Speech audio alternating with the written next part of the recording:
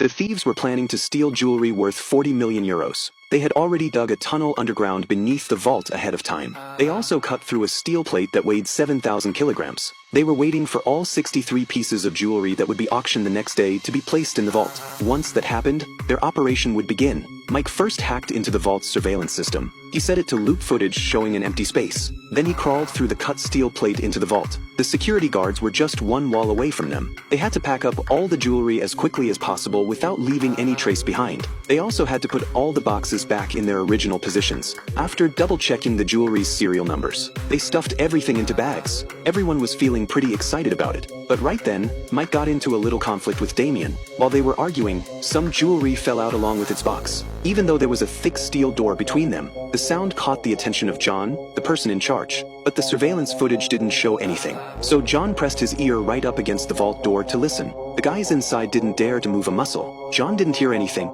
but he still told the security guard to open the side door and check things out.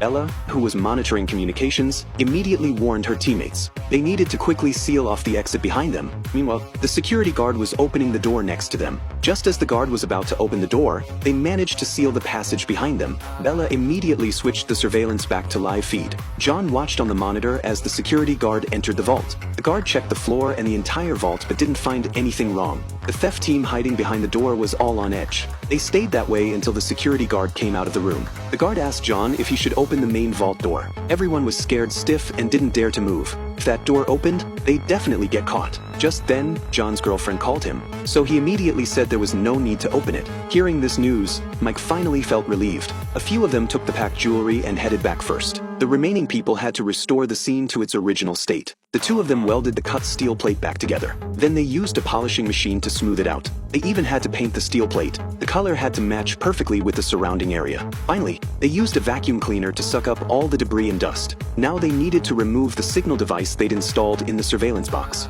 If they just took it out directly, they'd definitely be exposed on camera. So they decided to create some chaos. They connected the high voltage cables that powered the entire street to the auction house's electrical system. This would instantly create an electrical surge that would overload all the equipment. It would destroy the entire auction house's power system. Not just the lighting and surveillance systems, but even the vault's electronic lock would get fried instantly. During that blackout, they could remove the surveillance signal device.